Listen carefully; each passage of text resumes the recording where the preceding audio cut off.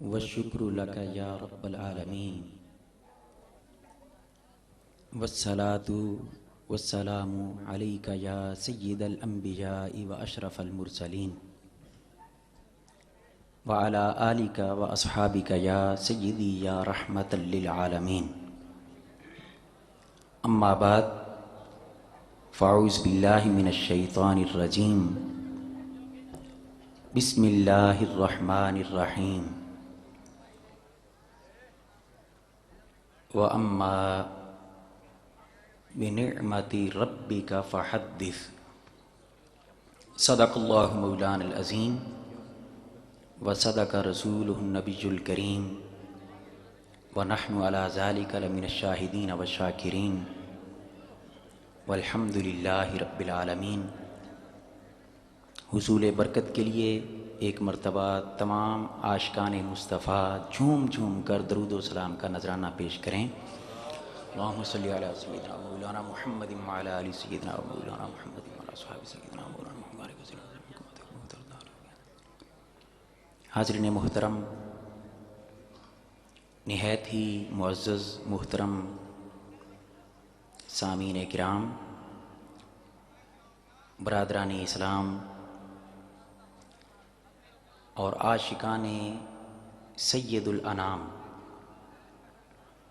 اللہ رب العزت کا شکر ہے کہ اس نے آج کی رات ہمیں اپنے محبوب سید عالم صلی اللہ علیہ وآلہ وسلم کے ذکر پاک سننے اور کرنے کے لیے جاگنا نصیب فرمایا. اور آج کی رات ہم جاگ کر اپنے آقا کی بارگاہ پر کوئی احسان نہیں کر رہے، بلکہ احسان تو ہمارے آقا کا ہے کہ انہوں نے آج کی رات اپنی یاد منانے کی ہمیں توفیق عطا فرما دی. اور سچ پوچھیں تو میں تو یہ کہا کرتا ہوں کہ ہم تو سال میں کوئی ایک آدھ رات، دو راتیں، چار راتیں آقا کے ذکر میں جاگ کے گزارتے ہیں، مگر اس کریم آقا کی عظمت کو بھی دیکھو کہ جنہوں نے زندگی کی ہر رات ہمارے لیے جاگ کر اللہ کے حضور عبادت کی اور استغفار کی دعائیں کی. ہم تو غفلت میں رہے اور رات بھر سوتے رہے، پر بخشش امت کی خاطر مصطفیٰ روتے رہے. ہمارے آقا رو رو کر دعائیں کرتے رہے، مولا میری امت کو بخش دے. ہم کتنے خوش نصیب ہیں کہ جس آقا نے ہمیں ہر رات یاد کیا. چلو ہر رات نہ صحیح، کچھ راتیں ہم نے ان کی یاد کے لیے وقف کر رکھی. میں نہایت اختصار کے ساتھ گفتگو کو شروع کرنا چاہتا ہوں،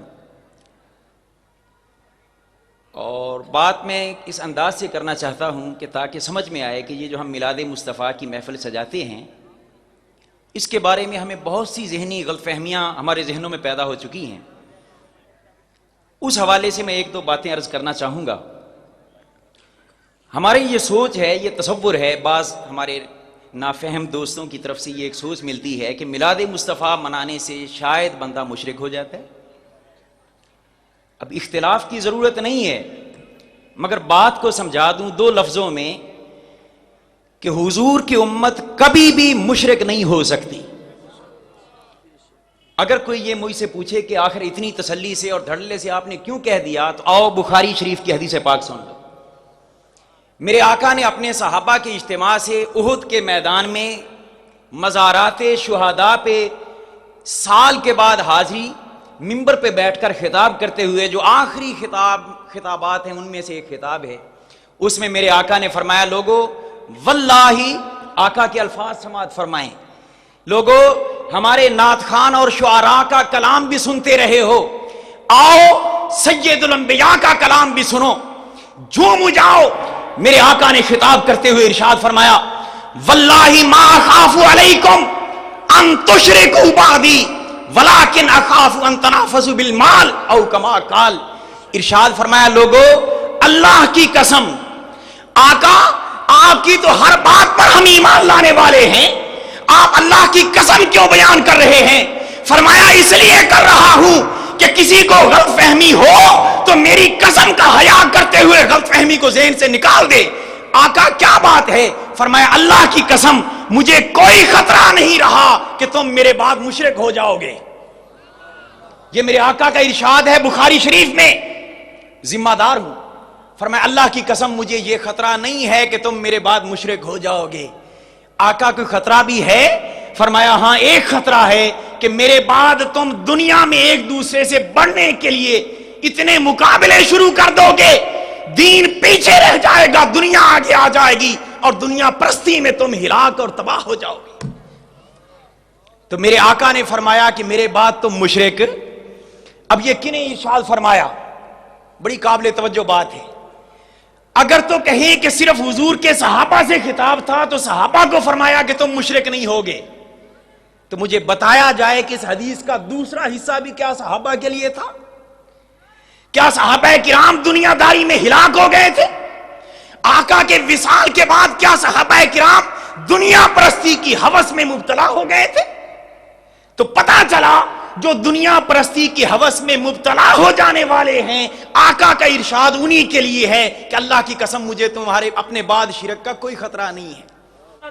دوستو اب میں اپنی بات نہیں کر رہا, اپنے نبی کی بات سنا رہا ہوں,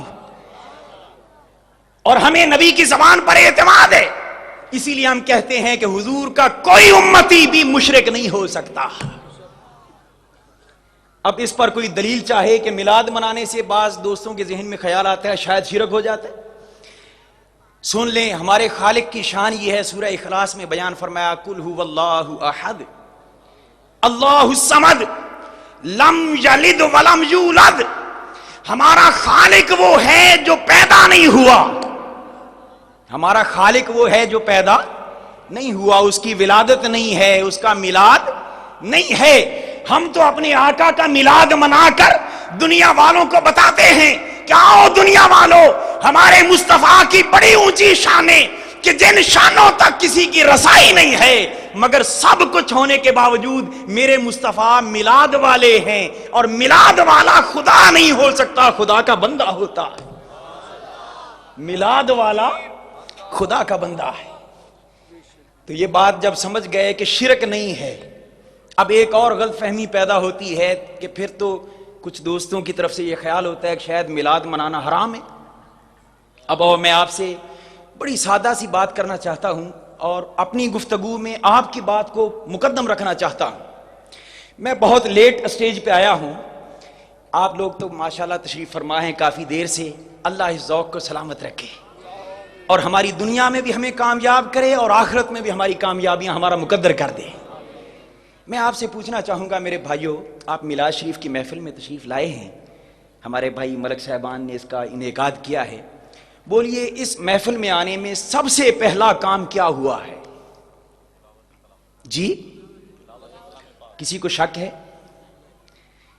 لیکن اس سے پہلے, اس گفتگو سے پہلے میں ایک بات سمجھا دوں کہ متفرق اجزاء, جدا جدا چیزیں اگر حلال ہوں تو ان کو اکٹھا کر دینے سے کیا وہ حرام ہو جاتی؟ ایک سوال ہے, چاول حلال ہے یا حرام؟ دودھ حلال ہے یا حرام؟ چینی حلال ہے یا حرام؟ جب تین چیزیں حلال ہیں تو ان کو ملا کے اگر کوئی کھیر پکا لے تو ایمان سے بتائیں کھیر حرام ہو جائے گی؟ حلال اجزاء جمع ہو جائیں تو حلال رہتے ہیں, ہاں کوئی حرام جز آ جائے تو اس حرام کی وجہ سے حرام ہوتا ہے, ادروائز حلال چیزوں کے اجتماع بھی حلال ہوتا ہے. یہ بات ذہن میں آ گئی تو مجھے بتائیں سب سے پہلے کیا ہوا ہے؟ تلاوت قرآن پاک. بتائیے تلاوت قرآن پاک حلال ہے یا حرام ہے؟ یہ بدعت ہے یا سنت ہے؟ اب یقین آپ سب کو مسلمانوں کو ہے, مگر میں آقا کی دو حدیثیں سنا دوں تاکہ بات پکی ہو جائے. حضور کے غلام حضرت عبداللہ بن مسعود, بخاری شریف کی روایت ہے, فرماتے ہیں ایک دن آقا نے قال رسول اللہ صلی اللہ علیہ وسلم وہو علی المنبر. بڑی قابل توجہ بات ہے, یہ حدیث پاک شاید پہلے بہت کم لوگوں نے سنی ہو. فرمایا کہ ایک دن آقا نے مجھے ارشاد فرمایا, اور حالت یہ تھی کہ آقا منبر پر جلوہ فگن تھے. صاف ظاہر ہے منبر پر تب ہی بیٹھتے تھے نا آقا جب آقا نے خطاب فرمانا ہوتا تھا. واز کرنا ہوتا تھا، صحابہ کا اجتماع، آقا منبر پہ ہیں، گویا جلسہ ہو رہا ہے. میرے آقا نے فرمایا کہ ابن مسعود اقرا علی القرآن، اے مسعود ذرا مجھے قرآن تو سنا. ہائے ہائے ہائے، قرآن کی تلاوت تو کر. تو پتا چلا تلاوت قرآن یہ نہ بدعت ہے نہ حرام ہے، بلکہ یہ اللہ کی پسندیدہ چیز ہے اور مصطفیٰ کی بھی پسندیدہ چیز ہے. فرمایا مجھے قرآن سنا. قربان جائیں عبداللہ بن مسعود تیری عظمت پر کہ تاجدار کائنات تمہیں حکم دے رہے ہیں کہ میرے غلام ذرا میرے سامنے قرآن سنا. حضرت عبداللہ بن مسعود عرض کرنے لگے کریم آقا انا اقرأ علیک و علیک انزل، کریم آقا آپ کو ہی قرآن سناؤں جبکہ حالت یہ ہے کہ قرآن اترا بھی آپ پر ہے. حضور نے فرمایا ہاں قرآن سناؤ. حضرت سیدنا عبداللہ بن مسعود نے قرآن پاک فرماتے ہیں فقرأت سورۃ النساء. آج تو ایک رکوع قاری قرآن کی تلاوت کر دے تو ہمارے ایمان اتنے کمزور ہو چکے ہیں کہ ہم کہتے ہیں کہ کوئی ذرا نعت خواں لگا دو. اب قرآن کی تلاوت برکت کے لیے ہو گئی. لوگوں قرآن کی تلاوت کو صرف برکت کے لیے فارمیلٹی پوری کرنا کے لیے نہ کیا کرو، خدا کے لیے قرآن کی تلاوت ایمان کی حلاوت اور تراوت کے لیے سنا کرو. فرمایا میں سورہ نساء کی تلاوت کی. بڑی قابل توجہ بات فرماتے ہیں جب فَكَيْفَ إِذَا جِئْنَا مِن كُلِّ أُمَّةٍ بِشَهِيدٍ وَجِئْنَا بِكَ عَلَى هَؤُلَاءِ شَهِيدًا. اس آیت جس آیت میں اللہ نے محبوب کی نعت بیان کی ہے، جب اس آیت پر میں پہنچا حضور نے فرمایا حسبک الآن، میرے غلام اب بس کر، تیرے لیے کافی ہو گیا ہے. وہ فرماتے ہیں میں نے بس کر دی. میں نے جب بس کی تو فرماتے ہیں جب تک میں قرآن پڑھتا رہا میری توجہ کہیں نہیں تھی. آج ہم جب قرآن پڑھتے ہیں، نعت پڑھتے ہیں، تقریر کرتے ہیں، ہماری توجہ بٹھی ہوتی ہے، کبھی ادھر دیکھتے ہیں، کبھی کوئی اور چیز دیکھتے ہیں. لیکن حضور کے غلام تھے نا، جب قرآن پڑھتے رہے کہیں توجہ نہیں. جب قرآن پاک کی تلاوت ختم ہوئی فرماتے ہیں فالتفت الیہ، میں رسول اللہ کی جانب متوجہ ہوا. جب آقا کی جانب میں نے دیکھا تو عجیب منظر دیکھا. فَإِذًا عَيْنَاهُ تَذْرُفَانِ، میرے آقا کی آنکھوں سے برسات کی طرح آنسوؤں کی رم جم لگی ہوئی تھی. میرے آقا رو رہے تھے. تو دوستو قرآن کی تلاوت سننا اور پڑھنا یہ حرام نہیں ہے بلکہ عبادت ہے.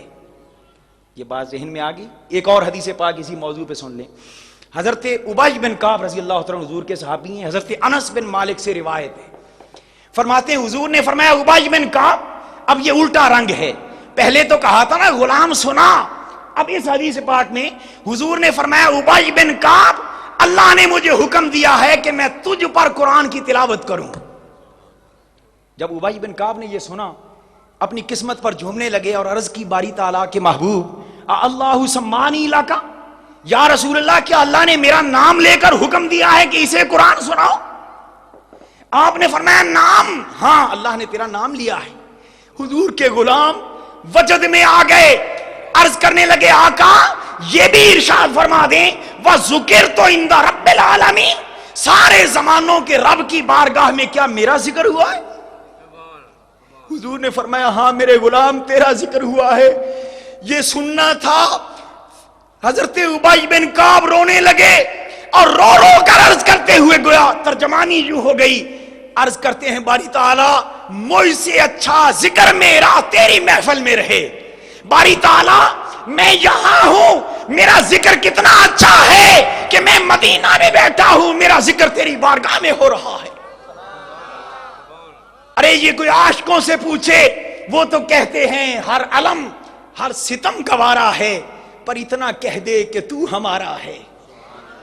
وہاں میرا ذکر. رونے لگے. حضور نے فرمایا میرے غلام رو نہ، اپنے مقدر پر ناز کر. تو پتہ چلا قرآن پاک کی تلاوت کرنا عبادت اور سعادت ہے، حرام نہیں ہے. اب ایمان سے بتائیں اس کے بعد کیا ہوا ہے؟ تلاوت کے بعد، تلاوت کے بعد کیا ہوا ہے؟ بولیے کیا آقا کا ذکر کرنا اور آقا کی نعت پڑھنا اور آقا کی صورت و سیرت کا بیان کرنا کیا یہ حرام ہے؟ ارے میرے آقا کے ذکر کی تو یہ شان ہے کہ دنیا میں ہر شخصیت، میں ہوں یا آپ ہیں، ہر شخصیت دنیا میں پہلے آتی ہے، اس کا ذکر بعد میں ہوتا ہے۔ میں پیدا ہوا مجھے کوئی جانتا نہیں تھا، پیدائش کے بعد میرا ذکر عام ہونے لگا، جوں جوں خوبیاں نمایاں ہونے لگی، ذکر ہونے لگا، چرچا ہوتا گیا۔ تو دنیا کی ہر شخصیت دنیا میں پہلے آتی ہے، ذکر بعد میں ہوتا ہے۔ تنہا اس کائنات بست و بالا میں مصطفیٰ ایسے ہیں کہ دنیا میں بعد میں آئے، ذکر پہلے سے جاری ہے، ذکر پہلے سے جاری ہے۔ اللہ، ذکر پہلے سے جاری ہے۔ اللہ پاک نے فرمایا وَرَفَعْنَا لَكَ ذِكْرَكَ، پیارے ہم نے تیرا ذکر بلند کر دیا۔ صیغہ ماضی، باری تعالیٰ ماضی میں فرمایا تم ہو جو پیدا ہونے کے بعد کسی کا ذکر کرتے ہو، ہم تو پیدائش سے پاک ہیں، جب سے وہ جب تمہاری سمجھ میں نہیں آئے گا، کیونکہ ہم ہر وقت سے ہیں اور ہر وقت تک رہیں گے۔ فرمایا اس وقت سے میں ذکر مصطفیٰ کر رہا ہوں۔ اور پھر باری تعالیٰ تو اکیلا ہے، تیری ذات تو واحد ہے۔ رفعت لک ذکرک فرما دیتا کہ میں نے ذکر بلند کیا۔ باری تعالیٰ رفعنا کیوں کہا کہ ہم نے ذکر بلند کیا؟ بڑی قابل توجہ بات۔ اللہ پاک نے فرمایا میں اپنی بات میں سے کروں، میری شان کم نہیں ہو جاتی، اور میں اپنی بات ہم سے کروں، ہماری شان بڑھ نہیں جاتی۔ باری تعالیٰ پھر میں کی بجائے ہم سے کیوں بیان کیا کہ ہم نے ذکر بلند کر دیا؟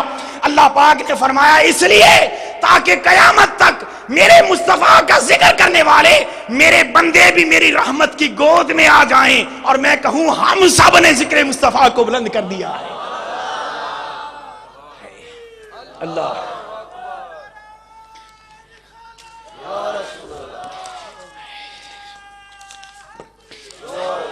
آقا کے غلاموں، ملک صاحب، آج کی محفل کا انعقاد کرنے والوں اور سننے والوں، اپنے مقدر پر جھوم جاؤ کہ رب دو جہاں نے تمہیں رفعنا کی گود میں لے لیا ہے، کہ ہم نے ذکر بلند کر دیا۔ ہائے ہائے، جب یہ آیہ کریمہ نازل ہوئی نا، میرے کریم آقا نے پوچھا جبریل میرے مولا نے میرا ذکر کیسے بلند کیا ہے تاکہ اوروں کو تو پتا چلے نا۔ جبریل نے عرض کی یا رسول اللہ، اللہ پاک نے فرمایا ہے اذا ذکرت ذکرت معی، پیارے جب اور جہاں میرا ذکر ہوگا تب اور وہاں میرے مصطفیٰ تیرا بھی ذکر ہوگا۔ اب میرا نام بھی آئے گا تیرے نام کے ساتھ، اب میرا نام بھی آئے گا تیرے نام کے ساتھ۔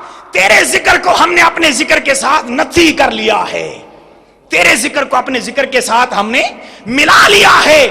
آقا کیسے ملایا؟ حدیث پاک، حدیث قدسی، حضور نے فرمایا ایسے ملایا لا اذکرو، میں کسی شاعر کا کلام پیش نہیں کر رہا، میں اللہ اور اس کے رسول کا کلام پیش کر رہا ہوں۔ حضور نے فرمایا، اللہ پاک نے فرمایا کہ ذکر کیسے بلند ہوا؟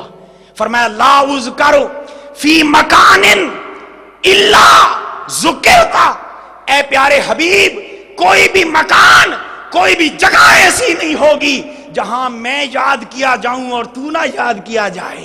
پیارے جب اور جہاں میں یاد کیا جاؤں گا تب اور وہاں تو یاد کیا جائے گا، جہاں لا الہ الا اللہ کہا جائے گا وہیں محمد الرسول اللہ کہا جائے گا۔ تیرے ذکر کو اتنا اونچا کر دیا۔ آگے توجہ فرمائیں، فرمایا اللہ پاک فرما رہا ہے، فرمایا من ذکرنی، ذمہ دار ہوں، من ذکرنی ولم یذکرک، بڑی قابل توجہ بات ہے۔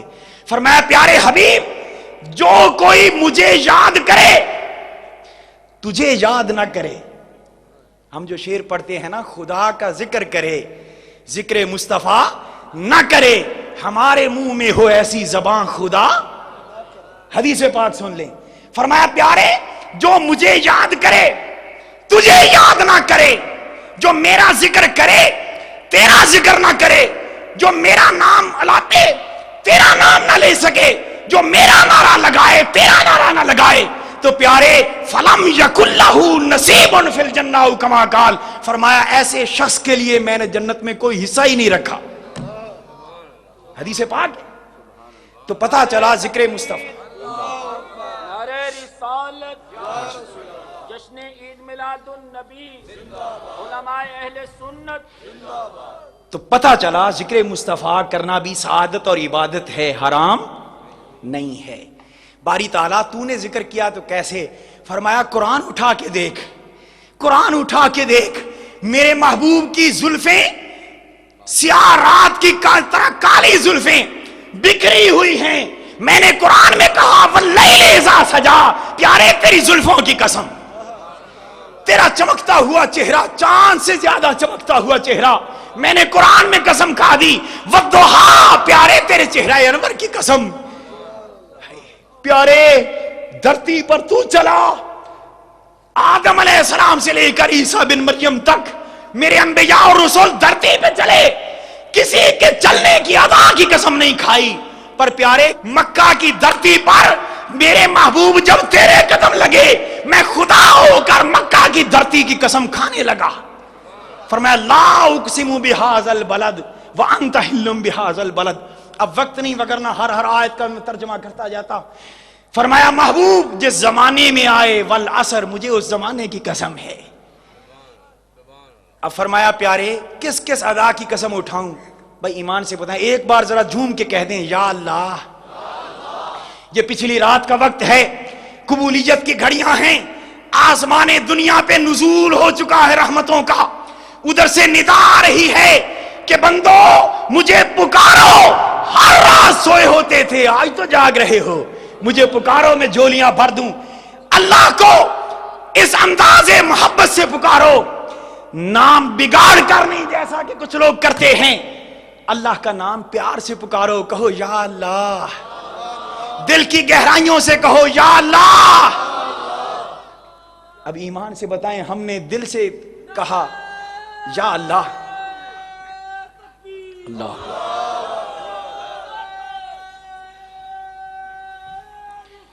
یا رسول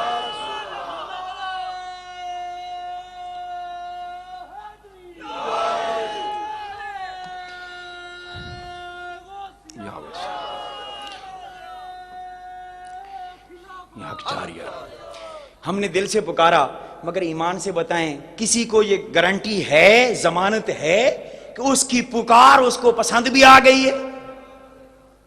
جی ہم صبح شام پکارتے ہیں، مگر گارنٹی نہیں ہمارے پاس کہ ہماری پکار اس کو پسند بھی آ گئی ہے یا نہیں آئی۔ وہ بے نیاز ہے نا، وہ نہ پسند کرنے پہ آئے تو بڑوں بڑوں کی نہ پسند کرے، اور پسند کرنے پہ آ جائے تو ایک گناہگار سا بیچارہ غریب سا آدمی ہوتا ہے اس کی بات پسند کر لیتے ہیں۔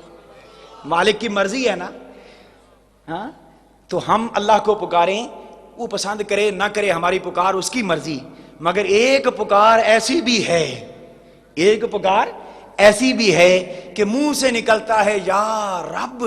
اللہ پاک قرآن میں فرماتا ہے وقیل ہی یا رب، پیارے جب تو مجھے پکارتا ہے تو تیرا پکارنا مجھے اتنا سونا لگتا ہے کہ میں تیرے یا رب کہنے کی بھی قسم بیان کرتا ہوں۔ وکیل ہی یا رب۔ اب پیارے کس کس ادا کا ذکر کروں، بات مکا دی۔ فرمایا اللہ امرک، محبوب تیری پوری حیاتی کی قسم، تو ذکر کر دیا۔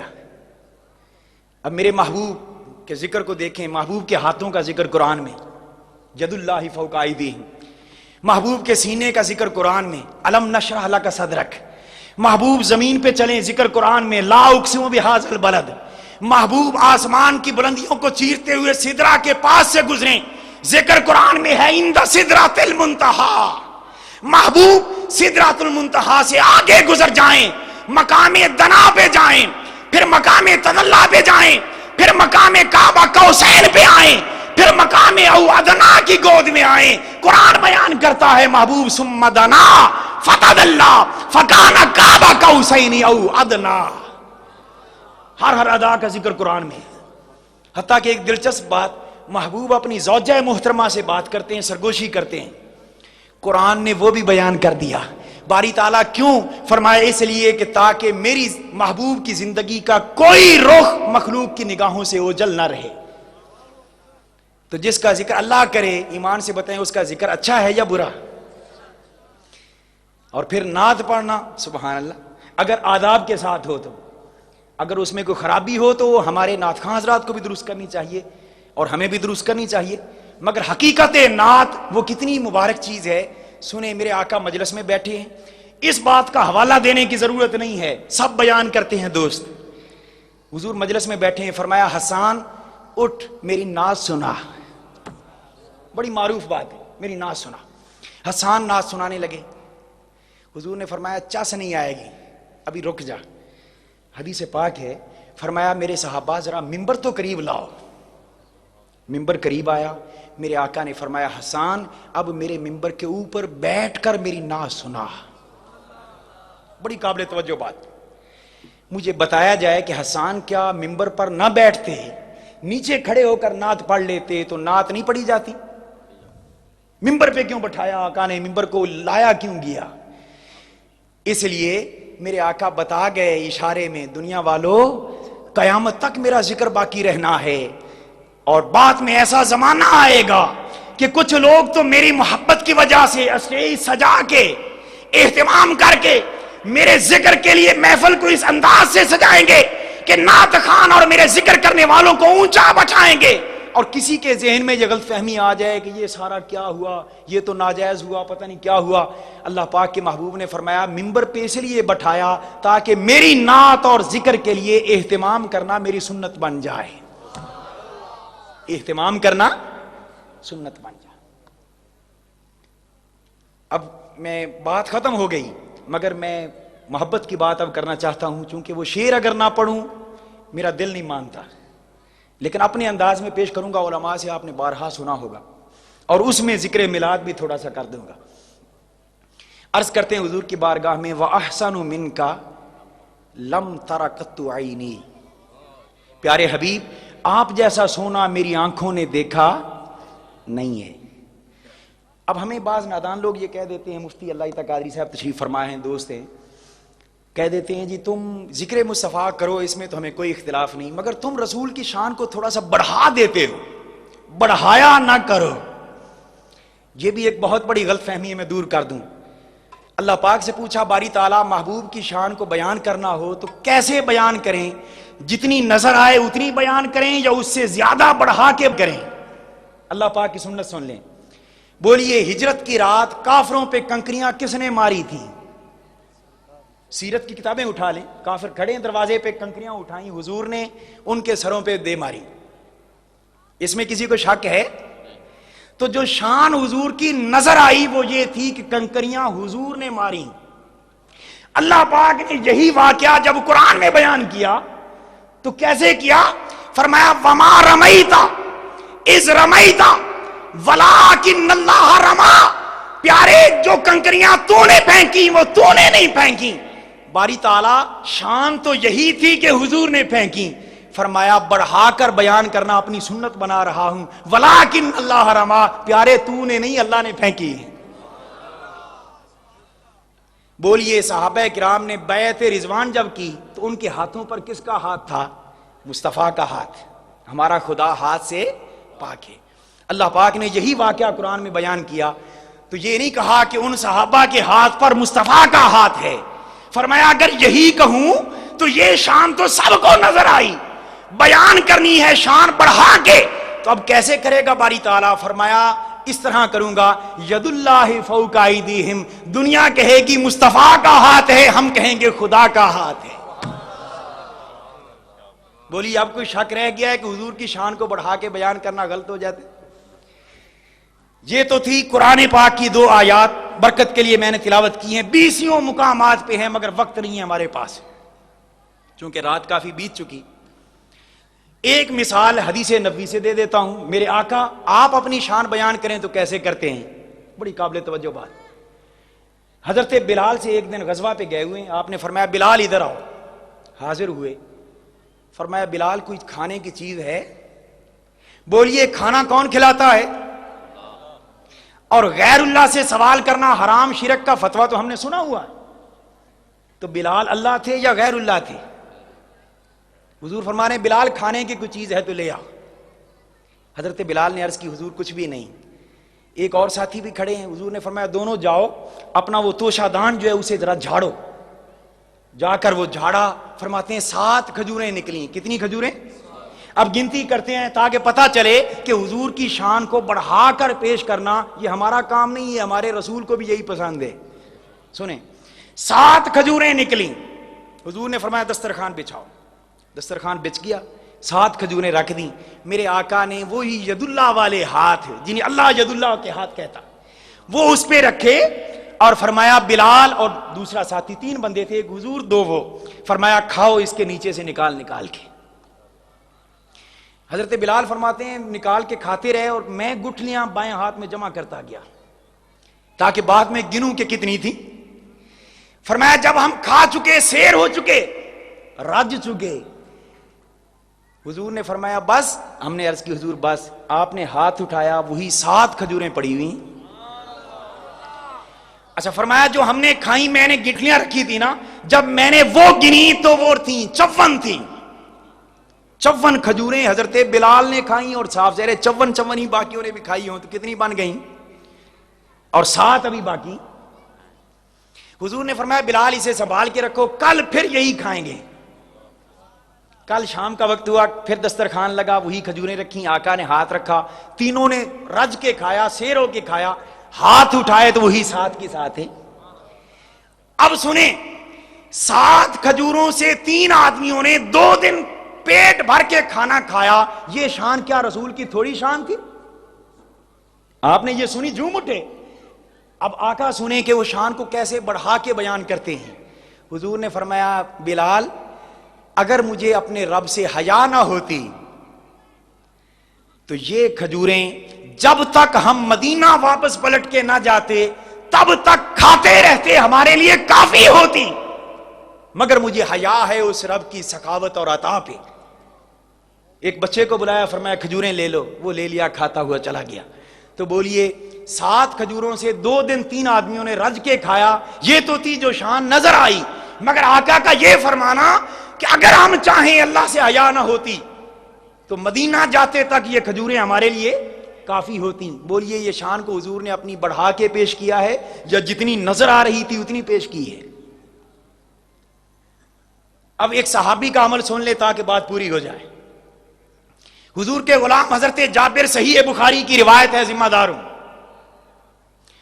حدیبیہ سے واپس پلٹے، جہاں بیعت رضوان کا مسئلہ ہوا، واپس پلٹے. فرماتے ہیں ہم 1500 ساتھی تھے، پانی ختم ہو گیا، مشکیں خالی ہو گئیں. یہ معجزہ آپ نے سنا ہوا ہے، معجزہ سنانا مقصود نہیں، فقط جو میں پوائنٹ پیش کرنا چاہتا ہوں کہ حضور کی شان کو بڑھا کے بیان کرنا. پانی ختم، حضور کی بارگاہ میں حاضر ہو گئے. کیا انہیں نہیں پتا تھا کہ پانی اللہ ہی دیتا ہے؟ کیا قرآن اور سنت کی اور شریعت کے احکام سے صحابہ بے خبر تھے کہ 1400 سال بعد ہمیں خبر ہوئی؟ میرے آقا کی بارگاہ میں آتے، عرض کرتے ہیں آقا پانی نہیں ہے، فقط یہی پیالہ ہے جو آپ کے پاس تھوڑا سا پانی ہے، یہی ہے اور کچھ نہیں ہے، سارے لشکر پیاسا ہے. میرے آقا نے فرمایا، یہ نہیں کہا کہ اللہ سے دعا کرتے ہیں اللہ پاک سب کو دے گا، سب دعا کرو، نہیں. حضور نے فرمایا اللہ نے مجھے اختیار جو دیا ہوا ہے نا، آج اس کو استعمال کرتے ہیں. حضور نے فرمایا بلاؤ میرے غلاموں کو. پانی رکھا، پانی میں ہاتھ رکھا پیالے میں. حدیث پاک فجعل الماء یفور بین اصابعہ کامثال العیون، فرمایا حضور کی انگلیوں سے چشموں کی طرح پانی بہنے لگا. ایک پیالے سے فرماتے ہیں فشربنا وتوضأنا، ہم نے پانی پیا بھی، وضو بھی کیا. اب ایمان سے بتائیں یہ آقا کی جو شان نظر آئی کہ 1500 لوگوں نے ایک پیالے سے پانی پیا بھی، وضو بھی کیا، یہ آقا کی شان کم ہے؟ مگر حضور کے غلام جب بیان کر رہے حضرت جابر، سوال کرنے والوں نے پوچھا اے جابر کم کون تم، جب پانی کا یہ معجزہ تم نے دیکھا کہ ایک پیالے سے سب نے پانی پیا، بتاؤ تم کتنے تھے؟ اب جتنے تھے اتنے بیان کرتے. مگر حضرت جابر فرماتے ہیں کتنے کا پوچھنے والے، لو کننا مئات الف لکفانا کننا 15 مئاتن. اے میرے پوچھنے والوں کہ تم کتنے تھے؟ فرمایا کتنے تو بعد میں بتاؤں گا کہ ہم کتنے تھے، پہلے یہ سن لو اگر ہمیں 1 لاکھ بھی ہوتے تو ہمارے لیے وہ پیالے کا پانی کافی ہوتا. تو صحابی حضور کی شان کو بڑھا کے پیش کرتے ہیں. ہاں ایک فرق رکھیں کہ حضور کو خالق نہ بنائیں، حضور کو خالق دامدات النصارى فی نبیہم. امام وسیری نے کہا جو کچھ نصرانیوں نے اپنے نبی کے لیے کہا ہمارے نبی کے لیے وہ کہنا جائز.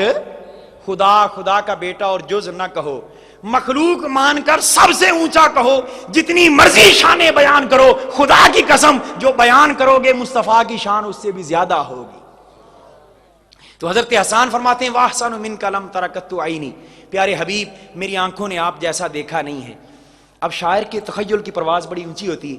جب یہ فرمایا ہوگا نا کہ میں نے نہیں دیکھا، خیال آیا ہوگا کہ حسان، کل کوئی کہے گا کہ حسان تو عرب کے ماحول سے باہر نہیں گیا، کوئی باہر کسی اور دھرتی اور علاقے میں کوئی ہوگا.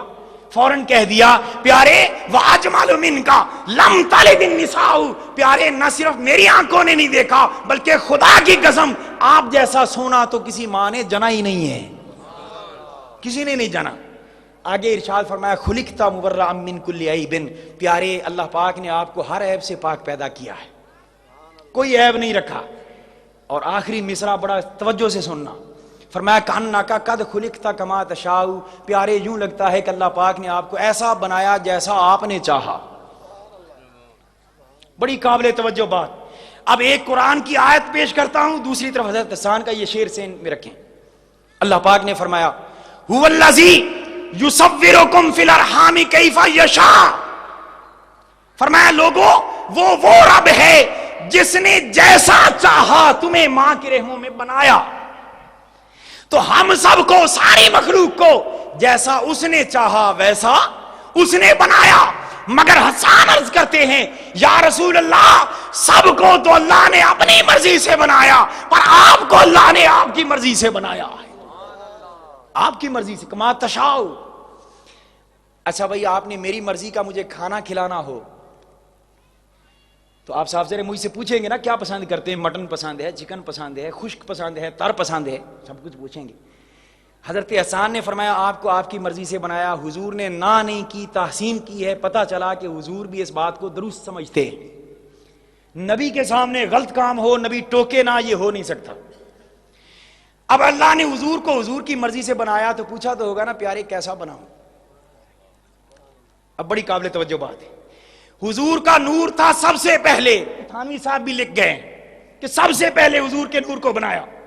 جب کچھ نہیں تھا حضور کا نور، ساری کائنات بعد میں. اب حضور نے اللہ کے جلوے بھی کیے ہوں گے جس طرح اس کی شان کے لائق ہیں. حضور کے نور نے مخلوق کا حسن بھی دیکھا ہوگا. مجھے بتایا جائے مخلوق کا حسن بھی کسی نے دیکھا ہو اور خالق کا جلوہ بھی کیا ہو، اس کو پسند کون سا حسن آتا ہے؟ جی بولیے نا. جس نے مخلوق بھی دیکھی ہو، خالق کا جلوہ بھی اس کے کرم سے کیا ہو، اس کو پسند کون سا حسن آتا ہوگا؟ ارے یوسف کی طرف دیکھنے والے وہ غیر یوسف کی طرف نہیں دیکھتے تو خالق یوسف کا نظارہ کرنے والا کسی اور کی طرف تکتا ہوگا؟ اللہ پاک نے پوچھا ہوگا پیارے کیسا بناؤں؟ عرض کی باری تعالیٰ جب سے تجھے دیکھا ہے نا اب کوئی اور حسن میری نگاہوں میں بھاتا نہیں ہے. اب میں بڑی توجہ کے ساتھ سنیں، شریعت کی میں حدوں کو سامنے رکھتے ہوئے بات کر رہا ہوں اور خدا کے لیے جتنی بات کروں اتنی رکھنا، اس سے بڑھانا نہیں ہے. پیارے پھر کیسا بناؤں؟ فرمایا مولا جب سے تیرا حسن دیکھا ہے کوئی اور حسن پسند نہیں ہے، اور جو پسند ہو وہی انسان چاہتا ہے. تو باری تعالیٰ نے فرمایا محبوب پھر کیسا بناؤں؟ اب بڑی قابل توجہ بات، جملہ بڑی احتیاط سے عرض کر رہا ہوں. ذوقۂ ایمان حلاوت کرے، اللہ کی کبریائی کا نعرہ بلند کر دینا. حضور نے عرض کی ہوگی باری تعالیٰ بس مجھے ایسا بنا کہ لوگ دیکھیں مجھے یاد تو آ جائے. ہائے ہائے ہائے، بڑی احتیاط سے میں نے عرض کیا ہے. باری تعالیٰ ایسا بنا کہ لوگ تکے مجھے دیدار تیرا ہو جائے، لوگ دیکھیں مجھے جلوے تیرے دکھائی دے. اللہ پاک نے فرمایا پیارے ٹھیک ہے مگر میری شان تو یہ ہے لیسا کمثلہ شیء، میری شان یہ ہے کہ میری مثل کوئی ہو نہیں سکتا، اس لیے کہ خالق ایک ہی ہے، باقی سب مخلوق ہے، اور مخلوق خالق کی مثل نہیں ہو سکتی. پیارے تو کہتا ہے کہ ایسا بناؤں کہ لوگ دیکھیں تجھے یاد میں آ جاؤں. اچھا پیارے پھر یوں کرتے ہیں کہ تجھے آئینہ بنا دیتے ہیں. تجھے آئینہ بنا دیتے ہیں اور اس آئینہ میں جلوے اپنے رکھ دیتے ہیں، جلوے اپنے رکھ دیتے ہیں تاکہ میری مثل بھی کوئی نہ بنے مگر تیرے اندر میرے حسن کے جلوے بھی نظر آ جائیں، میرے حسن کے جلوے بھی نظر آ جائیں۔ اسی لیے حضور نے فرمایا نا مرآت جمال الحق، میں جمال حق کا آئینہ ہوں۔ اور دوسری حدیث پاک فرمایا من رآنی فقد رأى الحق، لوگوں جس نے مجھے دیکھا اس نے حق کو دیکھا، اس لیے کہ اس آئینے میں وہی جلوے ہیں۔ تو حضور کی نعت پڑھنا یہ بھی حرام نہیں ہے۔ اب نعت کے بعد کیا ہوا؟ نعت خوانی ہوئی، اس کے بعد اب کیا ہو رہا ہے؟ بیان ہو رہا ہے، تبلیغ ہو رہی ہے۔ ایمان سے بتائیں قرآن و سنت کی روشنی میں تبلیغ کرنا اور سننا یہ جائز ہے یا حرام؟ جی جائز ہے۔ اب تقریر کے بعد کیا ہوگا؟ درود و سلام ہوگا۔ بولیے درود و سلام پڑھنا جائز ہے یا ناجائز؟ اس پر آ کر تھوڑا سا غلط فہمی ہوتی ہے، وہ یہ کہ درود تو ٹھیک ہے، درود تو ٹھیک ہے مگر سلام جو ہے نا یہ کیا ہوا؟ بس درود ہی سلام ہے، درود ابراہیمی شریف جو ہو گیا حضور نے فرمایا بس ٹھیک ہے۔ حالانکہ اللہ پاک نے آرڈر دیا ہے یا ایھا الذین آمنوا صلو، اے ایمان والو درود بھیجو نبی پر، وسلموا تسلیما، اور سلام بھیجو خوب۔ باری تعالیٰ درود کی جب تو نے بات کی مصدر کا تکرار نہیں کیا مفعول مطلق کے طور پر، جب سلام کی بات کی تو سلموا تسلیما تکرار کر دیا مصدر کا۔ باری تعالیٰ اس میں کیا حکمت ہے؟ فرمایا اس میں حکمت یہ ہے کہ درود کا انکار کوئی بھی نہیں کرے گا، درود کا انکار کوئی بھی نہیں کرے گا۔ میں حکمت والا ہوں اس لیے اتنے ہی لفظ کافی ہیں، سلو پڑھو درود، مگر سلام پر تھوڑا سا اختلاف ہوگا، اس لیے ڈٹ کر کہتا ہوں سلموا تسلیما، خوب سلام پڑھو۔ باری تعالیٰ درود اور سلام ہم پڑھتے ہیں مگر سمجھاؤ تو صحیح کہ درود پڑھنے سے کیا ملتا ہے، سلام پڑھنے سے کیا ملتا ہے۔ گفتگو مرلے میں ایمان وجد کرے گا۔ فرمایا میرے محبوب سے پوچھ لو آقا کیا ملتا ہے؟ فرمایا جو ایک بار درود پڑھے، حدیث پاک 10 گناہ معاف، جھوم کے کہیں 10 درجے بلند، اور 10 نیکیاں اس کے نامہ اعمال میں۔ ایک درود پڑھا 30 گنا اجرت مل گئی، ایک بار درود پڑھا 30 اجرتیں مل گئیں۔ تو آقا درود پڑھنے سے تو اجرت ملتی ہے مگر ہم تو سلام والے ہیں، سلام پڑھنے سے کیا ملتا ہے؟ فرمایا لوگوں درود پڑھنے سے اجرت ملتی ہے، سلام پڑھنے سے قربت ملتی ہے، قربت ملتی ہے۔ درود پڑھنے سے ثواب ملتا ہے، درود پڑھنے سے، اور سلام پڑھنے سے حضور کی بارگاہ سے جواب ملتا ہے، جواب ملتا۔ نہ یقین آئے پھر حدیث پاک سن لیں۔ فرمایا ما من احد یسلم علی، اب سنتے ہیں یسلم فعل مضارع کا صیغہ، الا رد اللہ علی روحی، ردا فعل ماضی کا صیغہ، حتی ارد علیہ السلام، اردا فعل مضارع کا صیغہ۔ آقا اپنی حیات میں کہہ رہے ہیں لوگوں میں اس دنیا سے پردہ پوش ہو جاؤں گا تو کوئی بھی شخص مجھ پر سلام نہیں بھیجے گا، کوئی بھی شخص مجھ پر سلام نہیں بھیجے گا مگر اللہ نے میری روح میرے جسم میں لوٹائی ہوگی، اور وہ روح کا لوٹنا فقط سلام سننے کے لیے نہیں ہوگا، حتی ارد علیہ السلام، فرمایا میں سلام کہنے والوں کے سلاموں کا جواب دیتا رہوں گا، حدیث پاک ہے۔ تو بولو آپ کو ثواب کی زیادہ ضرورت ہے یا آقا کے پیارے پیارے لبوں کے جواب کی زیادہ ضرورت ہے؟ ہم تاجر تھوڑے ہیں حساب کتاب میں لگے رہیں۔ اچھا میں ایک آپ سے مسئلہ پوچھتا ہوں سلام کے بارے میں، میرے ساتھ آپ کا کوئی تعلق نہیں ہے، کبھی پہلے ملاقات بھی نہیں ہے، یہ ملک صاحب ہیں دوست ہیں، کبھی ملاقات نہیں ہے، آپ نے چاہا کہ مجھ سے تعلق بن جائے تو تعلق بنانے کے لیے سب سے پہلا کام آپ کیا کریں گے؟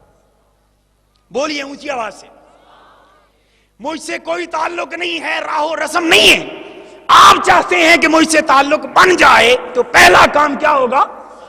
تو شریعت کہتی ہے کہ جس سے تعلق نہ ہو یا کٹا ہوا ہو یا اس میں دوری آ جائے، جب چاہو وہ تعلق مضبوط ہو جائے اور بن جائے تو سب سے پہلا کام سلام کرو۔ تو اگر سلام سے، اگر امتی سے تعلق بنانا چاہے تو وہ سلام سے بنتا ہے، تو پھر مان جاؤ امتی اگر نبی سے تعلق بنانا چاہتا ہے تو وہ بھی سلام سے بنے گا، نعرہ تکبیر، سلام سے بنے گا۔ نعرہ رسالت، نعرہ حیدری۔ اب پھر سنیں شریعت کا ایک اور مسئلہ۔ شریعت کہتی ہے کہ سلام کہنا سنت ہے، سلام کہنا اول سے آخر تک بولو تاکہ مسئلہ یاد ہو جائے۔ سلام کہنا اور سلام کا جواب دینا واجب ہے۔ سلام کا جواب دینا، کوئی شخص سلام نہیں کہتا گناہگار نہیں ہوگا، اجر میں کمی ہے مگر گناہگار نہیں ہوگا، مگر سلام کا جواب نہ دینے والا ترک واجب کی وجہ سے گناہگار ہوگا۔ یہ مسئلہ آپ نے سن لیا، بولیے حضور مسئلے ہمیں بتانے کے لیے آئے تھے یا خود بھی عمل کرتے ہیں؟ جی تو پھر سلام کا جواب حضور نہیں دیتے ہوں گے؟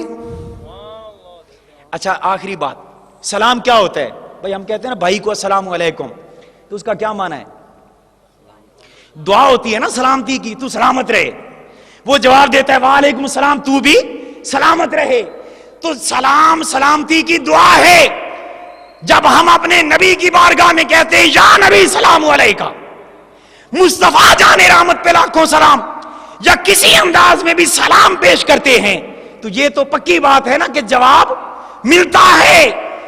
تو جواب جب یہ ملتا ہوگا، ہم کہتے ہیں یا رسول اللہ آپ سلامت رہیں، تو ادھر سے جواب ہو کہ میرے غلام تو بھی سلامت رہے، تو ایمان سے بتائے دنیا کی کوئی شے اس کی بربادی کر سکتی؟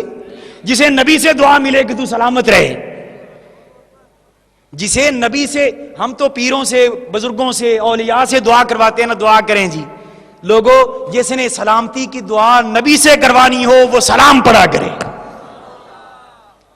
نبی جواب دیں گے سلامت رہے۔ جب نبی کہہ دیں گے نا کہ میرے امتی سلامت رہے تو نہ دنیا میں اسے بربادی ہو سکتی ہے نہ آخرت میں بربادی ہو سکتی ہے۔ تو بولیے سلام پڑھیں گے یا نہیں پڑھیں گے؟ تو درود و سلام پڑھنا بھی عبادت اور سعادت ہے، حرام نہیں ہے۔ اس کے بعد کیا کرتے ہیں؟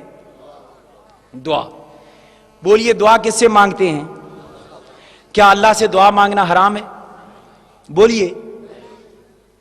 آج تک تو ہمیں یہ کہا جاتا نا جی غوث خواجہ داتا سے نہ مانگو، مگر آج عجیب بات ہے، آج پتہ نہیں کیا میرے ذہنوں میں وسوسے پیدا ہو گئے ہیں، اللہ پاک سب امت کو متحد فرما دے۔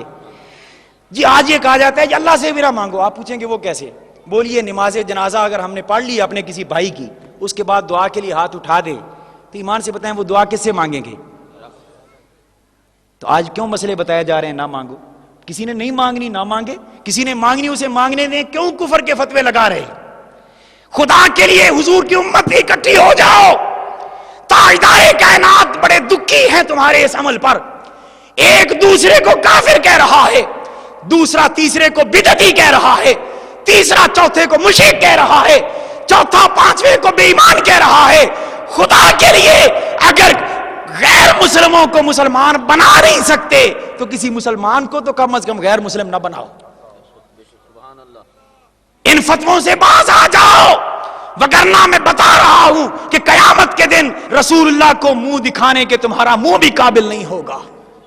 حضور کی امت کو لڑانے والوں بد نصیبوں باز آ جاؤ، حضور کی امت کو لڑاؤ نہیں ملاؤ، اکٹھا کرو۔ تو دعا کس سے مانگتے ہیں؟ اور اللہ کی شان یہ ہے ہم سے مانگنے والا جب مانگتا ہے وقت مقرر ہیں، کیوں؟ ہم نے سونا بھی ہوتا ہے، ہم نے کھانا بھی کھانا ہوتا ہے۔ اللہ پاک نے فرمایا بندو میرا ایسا دربار ہے لا تأخذہ سنۃ ولا نوم، میں کبھی سوتا بھی نہیں ہوں، مجھے اونگ بھی نہیں آتی، کھانے پینے کی حاجت بھی نہیں ہے، اس لیے ہر وقت میرا دروازہ کھلا ہے۔ اجیب دعوت الداعی اذا دعان، جب دل چاہے مجھ سے مانگو میں قبول کروں گا۔ تو دعا مانگنا بھی جائز۔ دعا کے بعد کیا ہوگا؟ تبرک جو پکا ہوگا انتظام وہ تقسیم ہو جائے گا۔ کیا اللہ کے راستے میں اللہ کے بندوں کو کھانا کھلا دینا یہ جائز ہے یا ناجائز؟ بولیے۔ اب مجھے بتائیں کہ میلاد اس کے سوا ہے کیا؟ کوئی اور کام ہے تو مجھے بتا دو. ایک مولوی صاحب کہنے لگے ہاں ایک کام اور ہے. میں نے کہا وہ کیا؟ کہنے لگے جو تم نعرے درمیان میں لگاتے ہو نا، نعرہ تکبیر، اللہ اکبر، نعرہ رسالت، یہ غلط ہے. نعرہ تکبیر تو لگائیں، مگر یہ نعرہ رسالت کیا ہوتا ہے؟ میں اسی محبت کے ساتھ یہ مسئلہ اگر اجازت ہو تو میں سمجھاتا چلوں تاکہ تشنگی نہ رہ جائے. عرض یہ کر رہا ہوں کہ نعرہ تکبیر بھی لگایا کرو، جھوم کے لگایا کرو. ایک بار کہہ دیں نعرہ تکبیر. کیوں لگایا کرو؟ اللہ اکبر. بس ٹھیک ہے. اس لیے لگایا کرو کہ میرے آقا کے مکہ کے صحابہ کی سنت نعرہ تکبیر ہے. جب کافر مشرک تھے نا، نعرہ تکبیر لگاتے تھے. اب مدینہ پاک میں آئے، یہاں کافر تو تھے ہی، یہاں کچھ منافقوں سے بھی پالا پڑ گیا. آپ جانتے ہیں یہ عبداللہ بن ابی اور اس قسم کے لوگ بھی تھے. اب مدینہ کے صحابہ کی سنت ایک اور بھی بن گئی کہ وہ نعرہ تکبیر تو تھا ہی، وہ نعرہ رسالت بھی لگاتے تھے. نعرہ رسالت. اب مجھے ایک دوست کہنے لگا جب میں نے یہ بات کی کہ دونوں نعرے لگائیں، وہ کہنے لگے پھر انصاف کرو نا، جب نعرہ تکبیر کہتے ہو تو کہتے ہو اللہ اکبر، جب نعرہ رسالت کہتے ہو تو کہتے ہو یا رسول اللہ.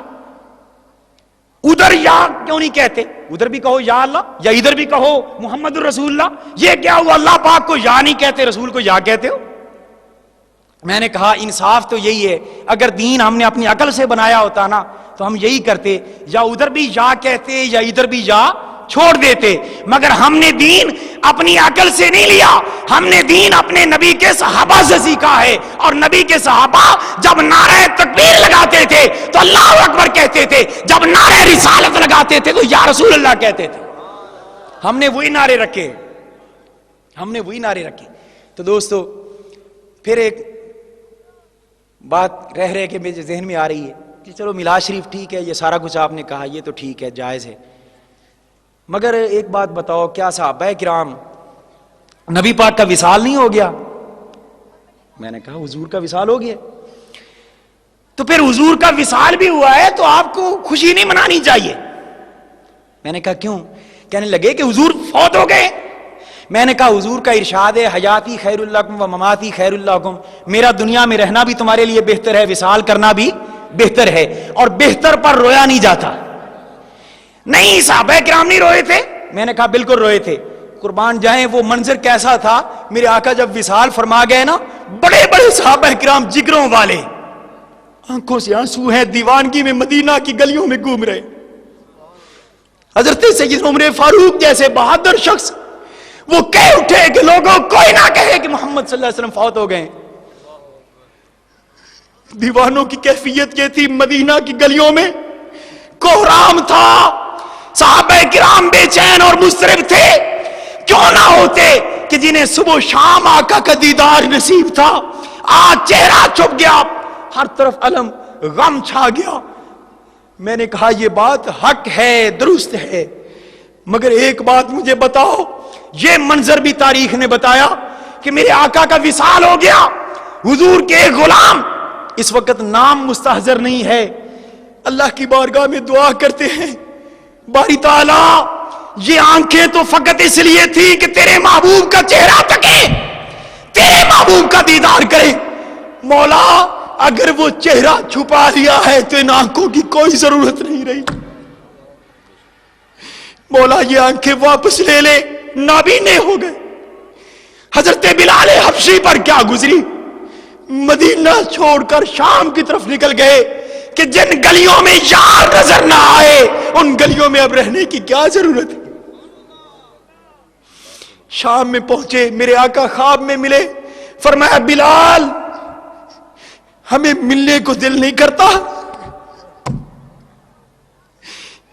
عرض کیا آقا میں تو مدینہ اسی لیے چھوڑ کے آیا ہوں، آپ نے پردہ ڈال لیا ہے چہرے پہ، اب کون سا چہرہ دیکھوں گا.